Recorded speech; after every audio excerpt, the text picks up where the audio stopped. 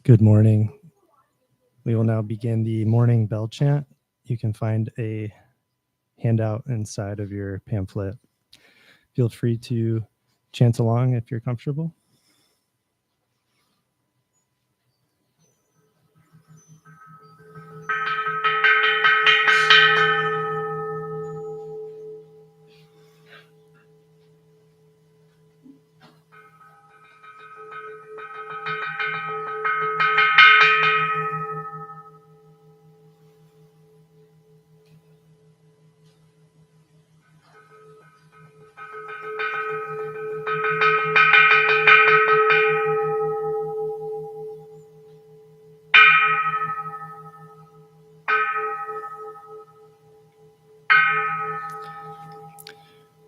We invoke your name, Avalokiteshvara.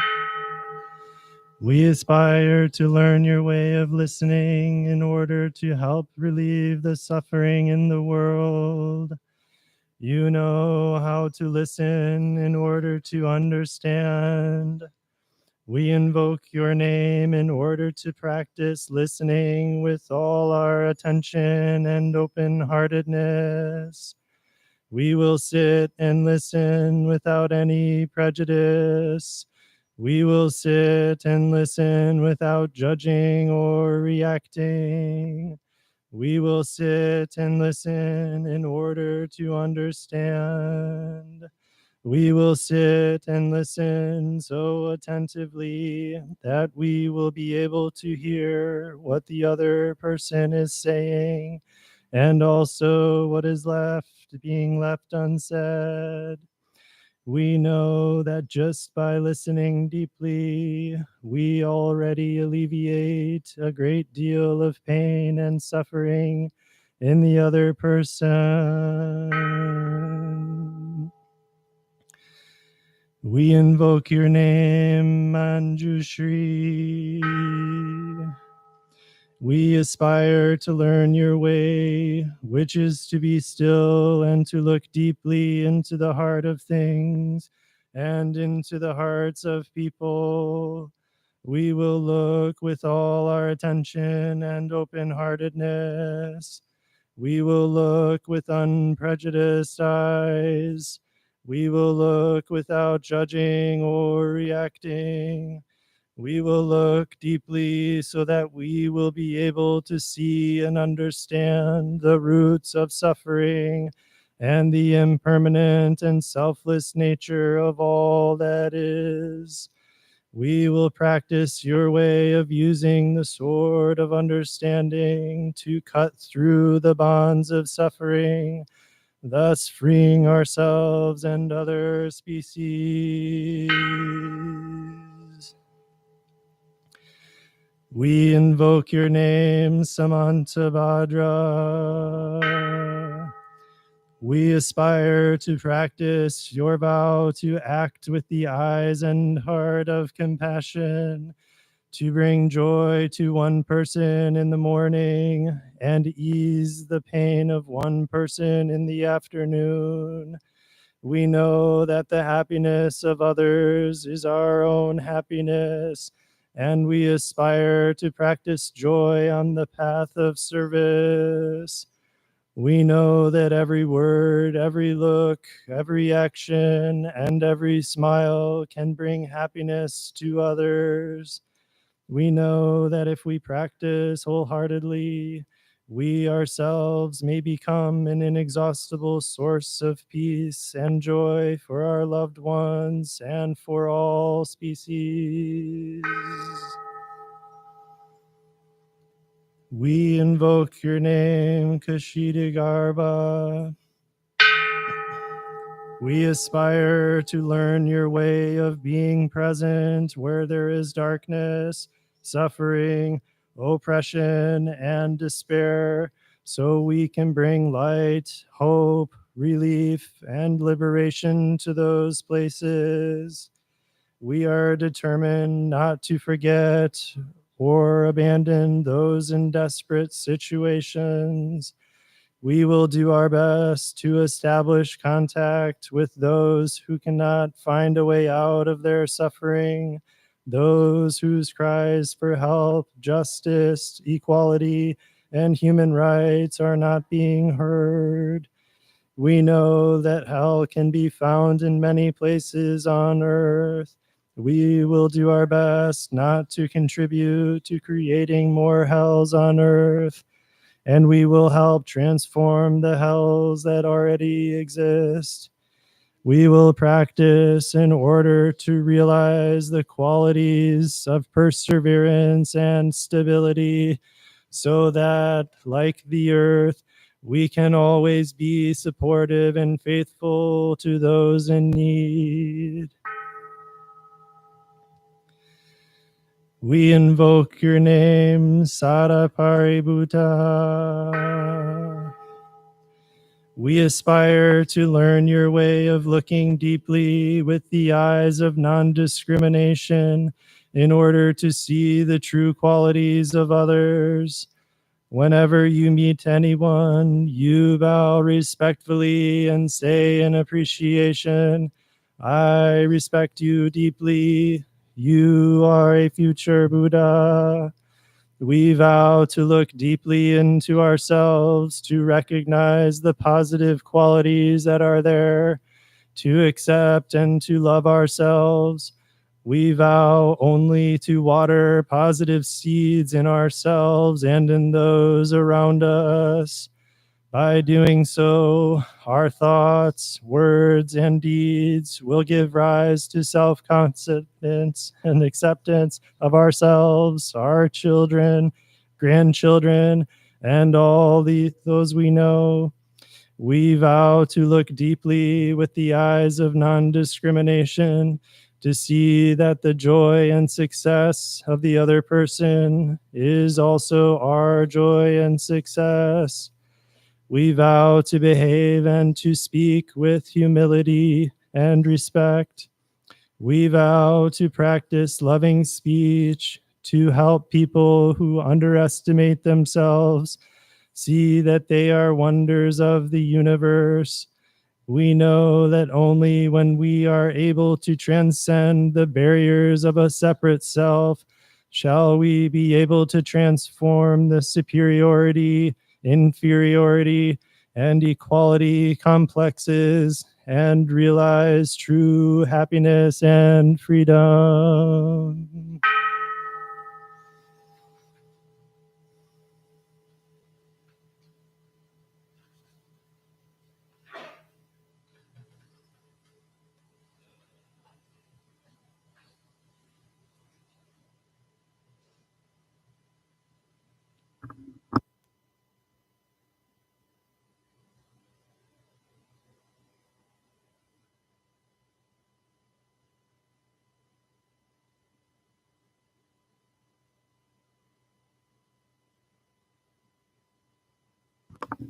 We will now observe noble silence until the start of service.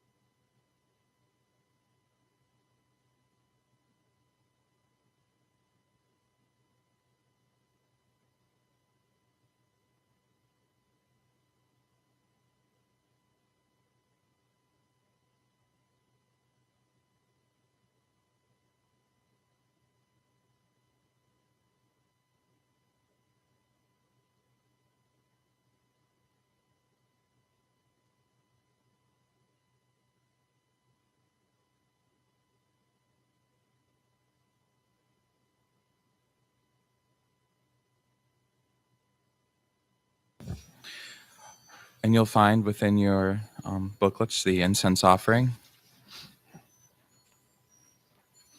And if we can say it together. In gratitude, we offer this incense throughout space and time to all Buddhas and Bodhisattvas. May it be fragrant as earth herself, reflecting careful efforts, wholehearted awareness, and the fruit of understanding, slowly ripening.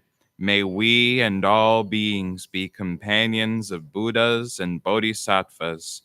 May we awaken from forgetfulness and realize our true home.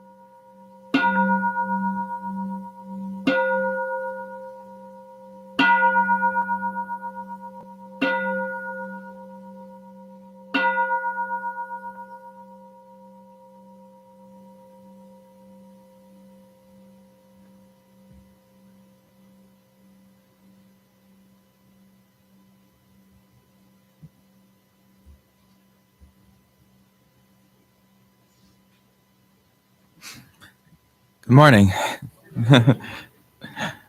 My name is Shin. I use they, them pronouns. Sun like what's in the sky, Shin like what's behind your leg. If you need to remember. It's nice to see you all here. I see some people I haven't seen before too, which is always nice as well. I want to start off with a couple courtesy announcements.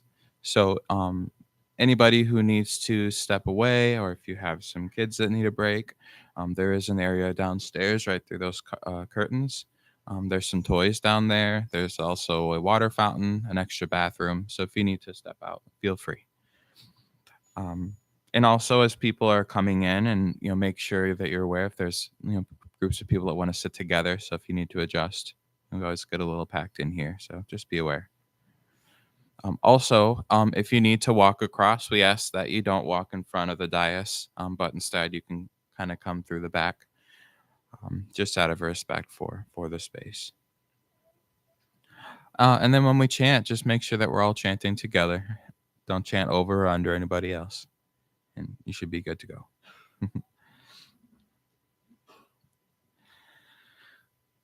Why don't we all stand and we can greet each other silently?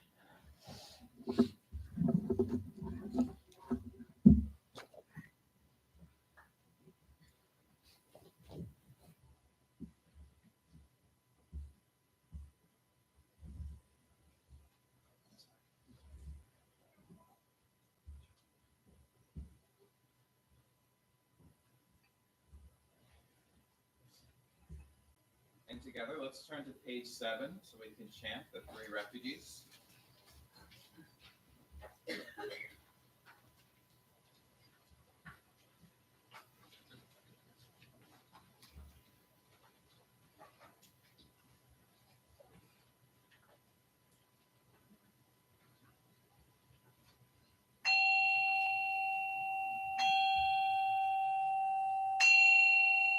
I go for refuge to Buddha, my deeply awakened mind, the living source of understanding and compassion, which must be cultivated to be known fully.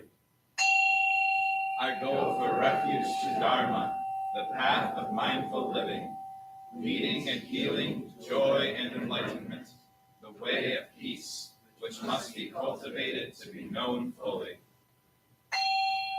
I go for refuge to the Sangha, the loving and supportive community of practice, realizing harmony, awareness, and liberation, which must be cultivated to be known fully.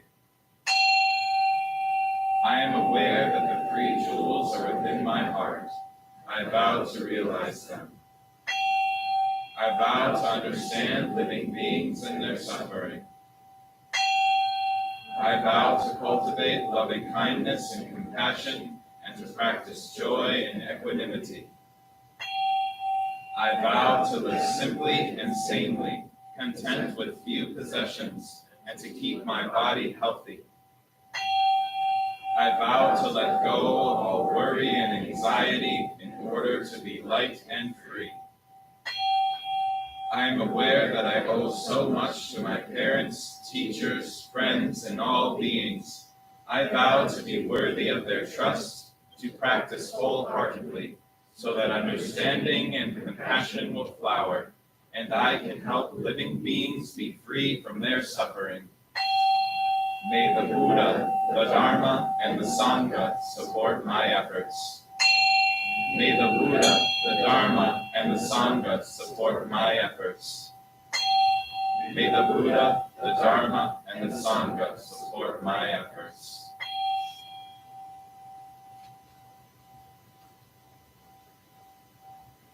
And if you'll turn to the next page, page 8, we'll be doing the Heart Sutra together.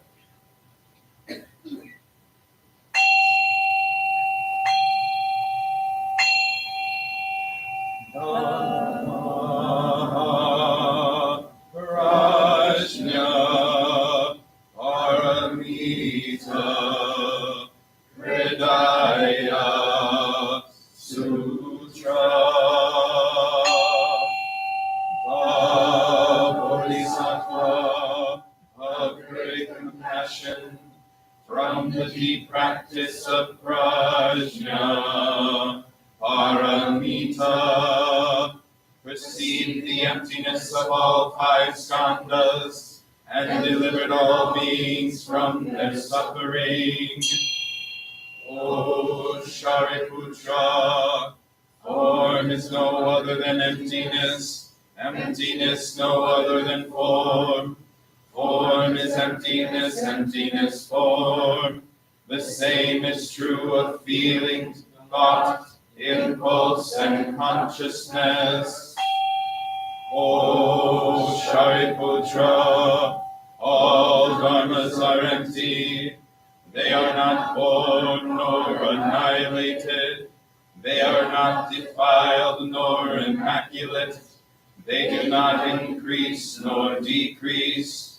So in emptiness, no form, no feeling, no thought, no impulse, no consciousness.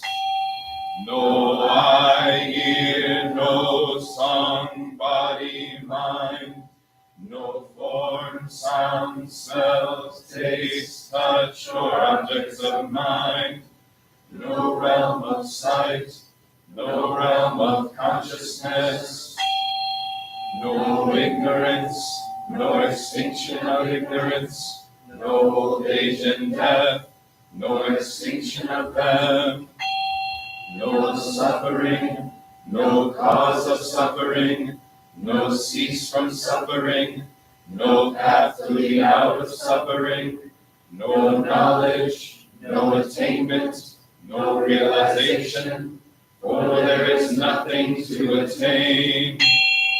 The Bodhisattva holds on to nothing but prajna, paramita.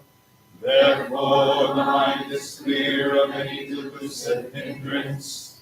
Without hindrance, there is no fear. Away from all perverted views, one reaches final nirvana. All Buddhas, past, present, and future, through faith in prajna, paramita, attain to the highest perfect enlightenment.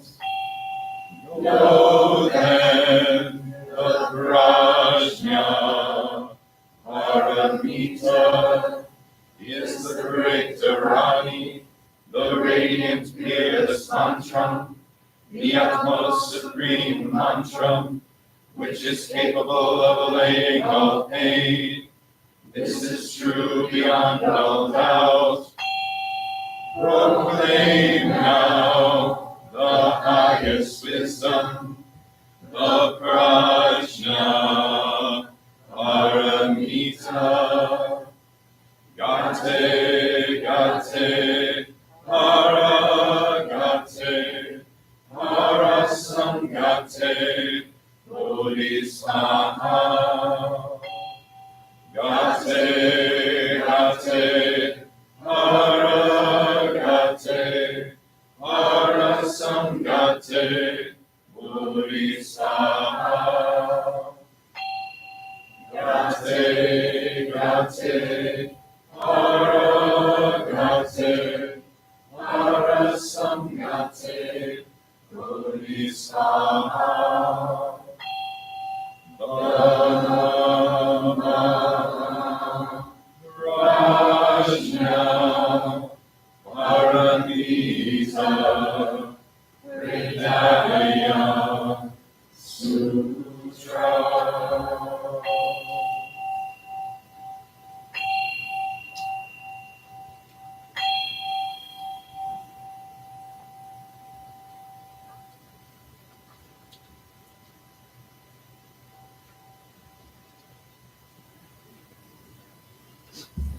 And you can be seated.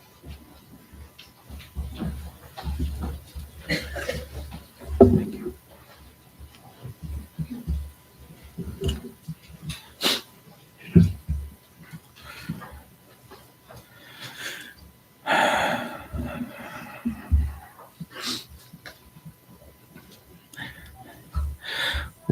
Well, I'm happy to be here. I think this is the first time I've been able to address everybody since my ordination that happened almost like a month ago. I was supposed to speak a couple weeks ago and I got sick.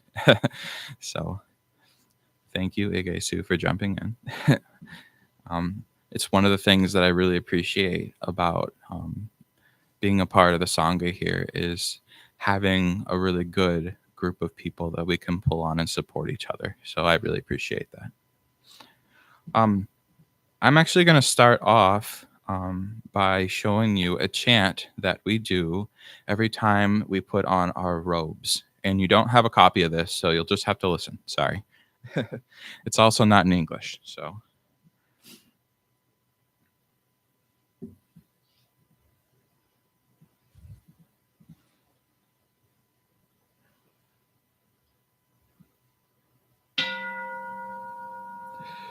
Dai sai garapuku muso fuku dene ibu nyorai kyo kodo shoshujo Dai sai gerapuku muso fuku dene hibu nyorai kyo kodo shoshujo Dai sai gerapuku Muso fuku dene hibu nyorai kyo kodo shoshujo.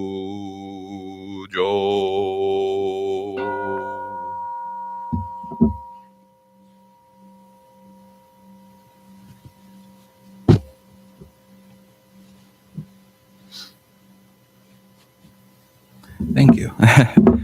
I'm actually going to go through the translation of that just to kind of fill you all in. No secrets here. And I found this translation online that I really like because it goes word by word. And if you've been here before, it's going to start to sound familiar. The vestment of liberation, gerapuku, is the kesa, the vestment, fuku, that is emblematic of Buddhist monkhood, renunciation of attachments, and the path to liberation, geratsu. The kesa, of course, is a visible sign of membership in the monastic sangha, which is a field of merit, fukuden. Because gifts made to it result in a much merit for the giver, just as the seeds presented in the fertile field yield a bountiful crop. Nonetheless, the kesa or robe is called signless, muso, because the liberation that is symbolic of it is not something that can be identified by any external marks. So, to don the kesa is to figuratively wrap oneself, hibu, and the Tathagata's teaching, nyorai kyo, because the two main functions of the clothing are the practical one of protecting the person and the social one of signaling identity and status. This line has a double meaning: to publicly identify oneself as a Buddhist monk by donning the kesa, and two, to gain personal comfort and protection by accepting the Buddhist teachings. The goal of the Mahayana Bodhisattva, however, is not simply to attain liberation or nirvana for oneself alone, but to deliver do all living beings, shoshujo. This, the suggestion that when donning the vestment of liberation and wrapping oneself in the Buddhist teachings, one should spread that figurative robe so broadly, ko, as to encompass all others as well. So that is a very long way of saying, to give you another English transliteration, vast is the robe of liberation, a formless field of merit. Wrapping ourselves in Buddhist teachings, we vow to free all beings. And that might sound a little familiar to y'all, because it's one of the gathas that we always say at the end of our service, which we'll get a chance to say as well. Thank you. um, I wanted to talk about a couple things that have to do with what I went through for my ordination, which, as I went through, is a lot longer process than even when I began. I'll say that. So the first thing that I had to do was to sew my kesa here, and actually, the rakusu, the one I put on, is kind of a mini version of it, so it's hard to see when it's all wrapped around. Um, but basically, it's made from these little patches of cloth that are sewn together like a quilt. It's supposed to represent when Buddha first sewed their robes out of kind of discarded pieces of clothing. And so, in the same way, we take little scraps of clothing and we tie them together. I know that the pattern is also inspired by traditional rice paddy fields that they have in China and Japan. So you can see kind of the way that they all flow, which I think is nice too, because it's a literal field, maybe a field of merit in a way as well. Um, Another thing that I had to do, apart from getting my robes, was shave my head, which, was interesting. Um, but something that I didn't know that I would be doing, and it wasn't required of me, is I felt like it was right to continue wearing my robe, at least my rakusu, on the daily, and I've kept my head shaved. Um, so I want to back up a little bit because I think this act was a lot more meaningful for me than I originally thought it would be. Um, so, like I said in the beginning, I use they them pronouns. I am queer. I identify as non-binary. And it was a long sort of journey to find that for myself. Like a lot of people, I grew up in a place where I wasn't really given the tools or the language to properly kind of explore that or define that for myself. And I also wasn't in the right culture that would accept that anyway, even if I had found them. So it did take me a very long time. Um, Unfortunately, I think that sort of disconnect between my queerness and the way I was living manifested itself in a lot of maybe unhealthy ways early in my life, which anybody who has gone through that, you probably understand. um, for me, before, I was out with myself and with others, you know, I remember when I would pick out clothing, it was all black everything. And I'm not throwing shade on all black clothing. But for me at that time, it was more of a way to kind of hide. It was to kind of hide my true expression, to hide my body that I wasn't comfortable with, to kind of, I don't want to accept it. I'm going to kind of be in the corner here for a while. I also developed an eating disorder, which is not uncommon for a lot of people going through these things as well. Um, just generally not comfortable in the skin that I was in. Um, and I would say the gift of this understanding of myself was probably the first really big thing that I got from Buddhism. I remember even the chant that we just did, the Heart Sutra, talking about, no eye, ears, no tongue, body or mind. Well, when all those things are causing you such pain, to be able to set those aside is a really, really powerful thing. Um, Maybe I took it a little bit more viscerally or literally than some people, but I found a really comfortable place where, you know what, like I don't have to be tied down to this, or perform this sort of show in a way. And through that, I was able to find, my true expression in the way that, I love and the way that I express my gender. And something really big happened. Um, a, my eating disorder pretty much disappeared overnight. I'm not going to say that I don't still struggle from times to time, but when I no longer had this view of what the body was supposed to be and my disconnect from that, it really allowed me to just kind of exhale. I guess is the only way I can really explain it. Um, Also, my wardrobe got a lot more eclectic and eccentric. So many colors. It's also really nice when you walk into a store and you don't have to only shop the one half when you can go to both sides. If it's pretty, it works. um, I also put a lot more holes in my face too, as a kind of a way to express that as well. And it was just a really freeing time for me, a time of really full expression. I grew my hair out really, really long. Um, I wore makeup for the first time. It was really beautiful. Um, But, fast forward when I was about to take my vows, hearing that here I am, I'm going to have to don my all black robes and shave my head.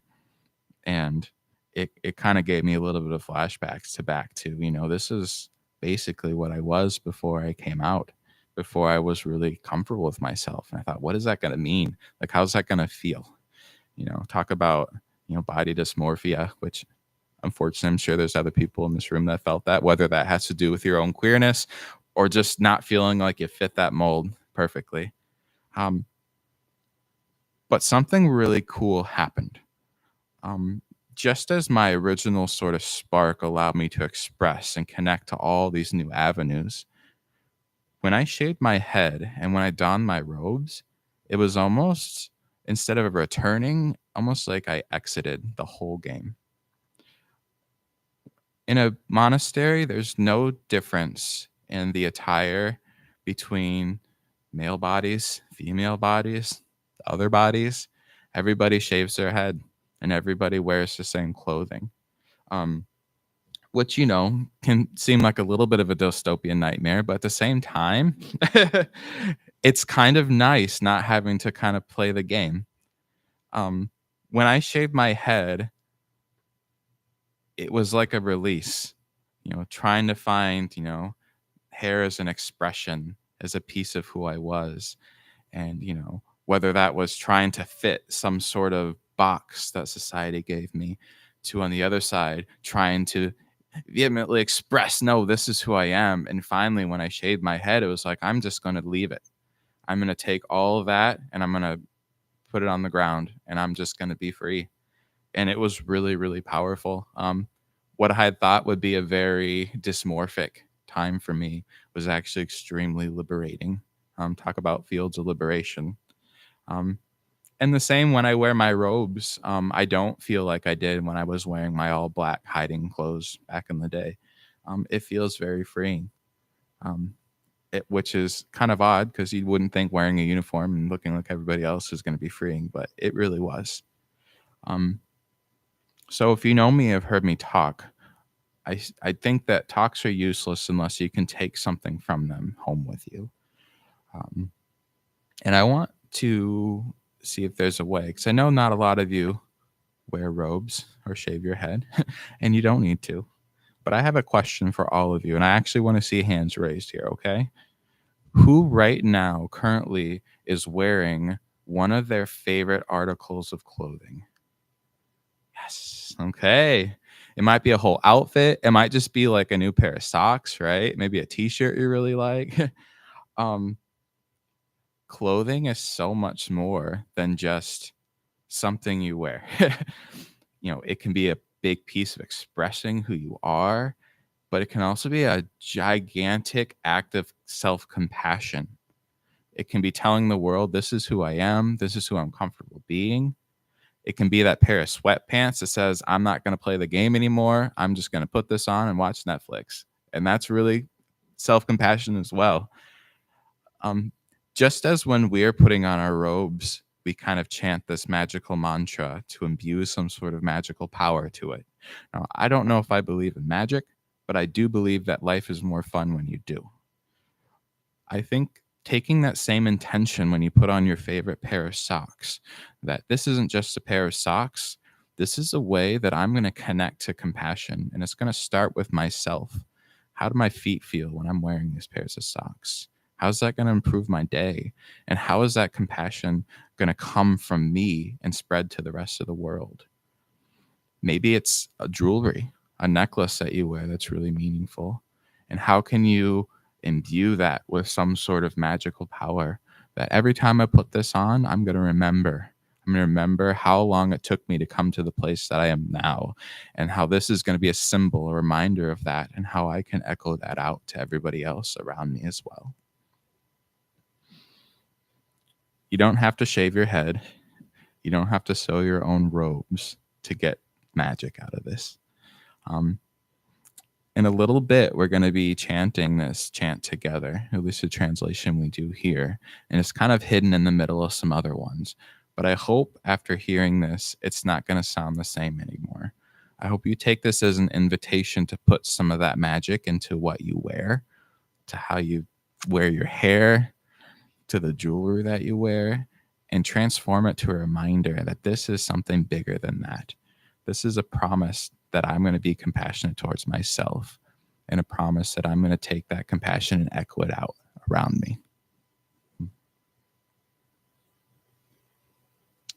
That's all I got today. No notes today. I would like to prepare for some time of meditation. I know that there are a lot of seasoned meditators out there, and there are also some that may have never meditated before. So I'm going to give you a couple small instructions. First one, and this is the most important instruction, is be comfortable. If you're feeling aches and pains, if your feet are falling asleep, you have permission to move. You don't have to be quiet and still. The other thing is, I don't want you to think too hard about whether you're doing it right or wrong. Let things come and let things go. Your thoughts will pop up, hear them and let them out. It's not about not having thoughts or not thinking things. It's about having them arise and letting them pass, like clouds flying in the sky or cars zipping by us, right? And then if there's anything to focus on, I want you to think about the clothing that you're wearing. If you're wearing that favorite piece of clothing, and if you forgot or it's dirty and it's in the laundry right now, think about it and take some time to be really thankful. We don't really thank our favorite pair of underwear enough. But like, honestly, how much worse would your life be if it just disappeared, right? So take some time to be grateful for those things. Thank you.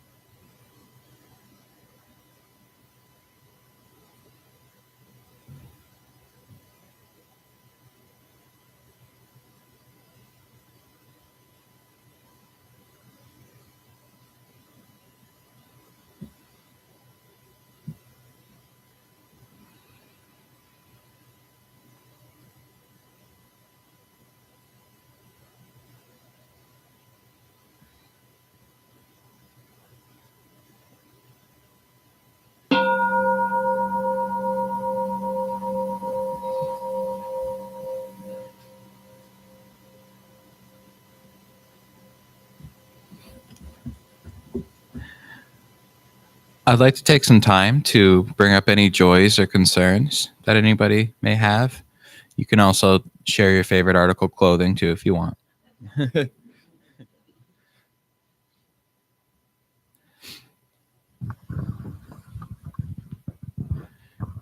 morning. Excuse me. My name is Morgan, and I have two comments to make this morning. One is that years ago, my partner, Joanne, and our daughter, Jennifer, would be at an airport or the mall waiting for something, and we would see people walking towards us, and we would pick out, why do they think they picked that piece of clothing? And what one do you think they picked? But that also told not only our little story, but why did we pick that clothing? And why did we pick that person? So I think we can all reflect on that, and I thank you for that. The second thing is that I've been a psychologist for over 50 years, and I've heard a lot of speeches and talks. And this morning, your talk was one of the most meaningful and relevant to this time that we're experiencing on this earth, both as sentient human beings and members of humanity. And I want to thank you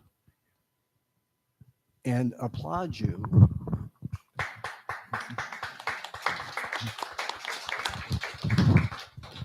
for that Dharma talk. It's one of the more relevant Dharma talks that I could bring into my life. And all those clients, I don't use the word patients, clients that I've had over those 50 years, because it touched every one of those individuals' lives that I was trying to help and lessen their suffering. Thank you again.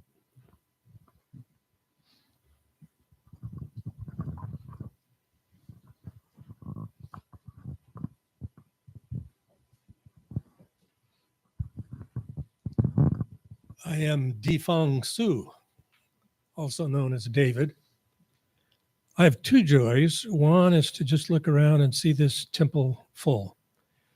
I'm part of the before COVID generation of this Sangha, and I haven't seen many of them lately. But you all, so many of you represent the after COVID generation, and you're very different from us old timers, but it is really great to see you here. Your presence is really important. The other joy is on Tuesday, this coming Tuesday, I get to fly to Cuba, spend a week there, learning a little bit more of the history and customs and music and food of the Cuban people. It's been on my bucket list ever since about the late 50s, when our government decided Cuba was off limits and we were not allowed to go there. And all you have to do is tell me something I'm not allowed to do. It's taken me about 65 years to get to where I'm doing it, but it's a great joy to anticipate that.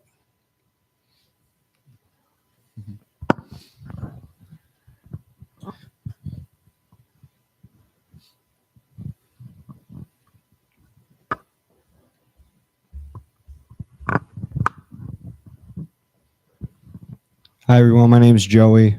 I have a small concern that's on my heart today. The last almost 8 months, I've been working on myself and building my life up, and my relationship with my family has improved immensely. But we had a discussion about a month ago about why I want to set a boundary. I didn't want to go to their church with them. And I talked about coming here and how much I feel like it's benefiting me. And I haven't been able to get a hold of them since. And, it's just hard not to be somewhat resentful about it and sad, of course. But I am grateful for this Sangha and for coming here and how much I've learned here. So, a joy too.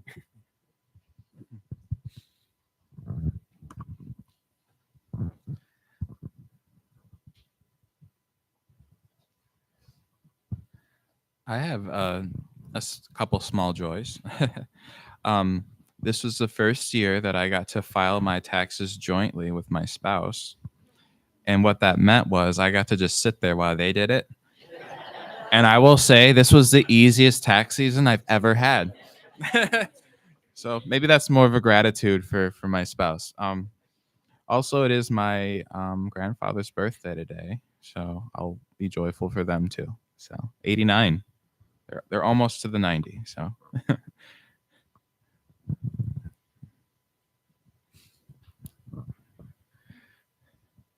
anyone else? All right, why don't we take a couple moments just to hold that all in?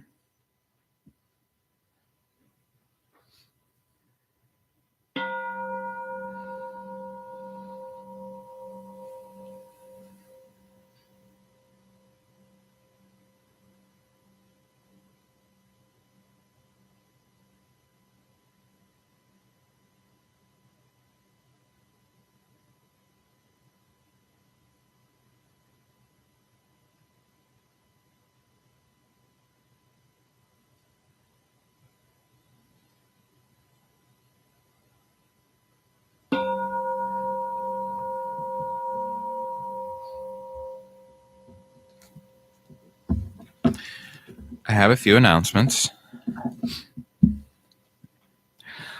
First off, we will have our Grand Rapids Buddhist Temple board meeting, and all Sangha members are invited to observe, and that'll be Sunday, March 17th from 11:30 to 1 o'clock. So that'll be after the service that day. You can also join via Google Meet if you can't be here in person. We also have our online meditation group that meets on Wednesdays from 7 to 7:45 p.m., and that's over Zoom. And you can contact Reverend Kunga for more information on that. We also have our Thursday Dharma discussion group, and that meets 9:30 to 11 a.m. And they meet here on the temple, and they're going to be meeting through December. So it's a long-term group that's going on. But I do know that you're welcome to jump in at any time. I think they try to keep the discussions pretty relevant to that week. And if for any more discussions on that, you can reach out to Reverend Jingsu, Ryan Dunfield.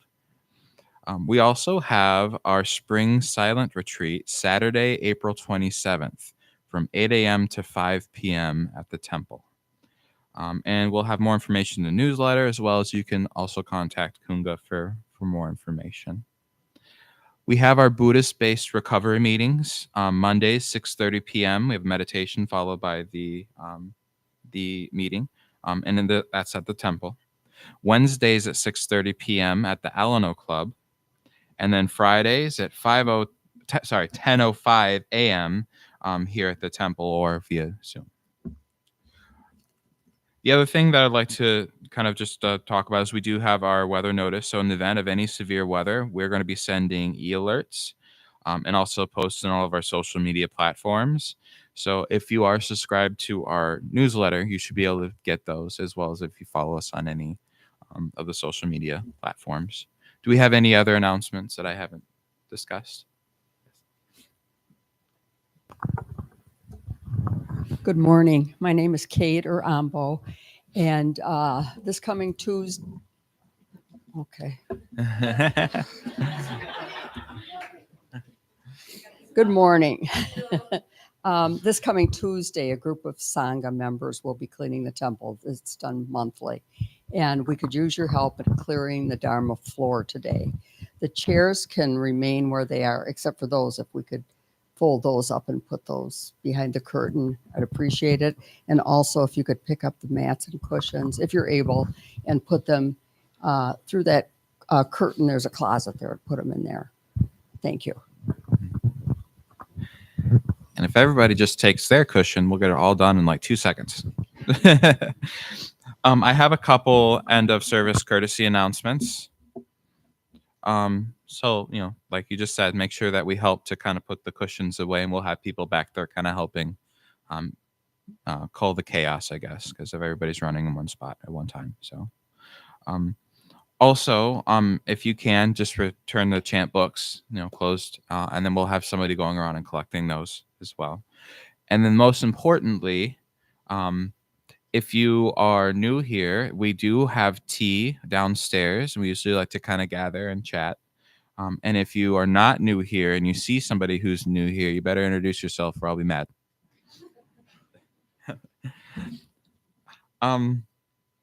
With that, why don't we all stand up and we'll get ready for our closing gathas. And oh, sorry, do we have a Dawn announcement? Oh, okay, cool. That doesn't mean you don't have to give this week, though. But let's stand and we'll do our closing gathas, including the robe chant, which I hope means a little bit more today than it did yesterday.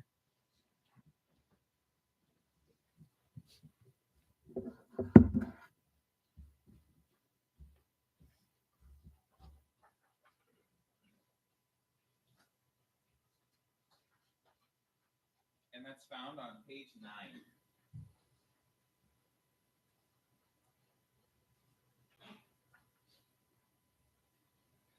For all unskillful actions ever committed by me since of old, on account of my beginningless greed, anger, and ignorance, born of my body, mouth, and thoughts, now I atone for them all. Vast is the robe of compassion, a formless field of benefaction. I wear the Buddhist teachings for the benefit of all sentient beings. All beings, one body, I vow to liberate. Endless blind passion, I vow to uproot. Dharma gates without number, I vow to penetrate. The great way of Buddha, I vow to attain. And if we could have one side of the Sangha face the other side, and we'll give a final bow.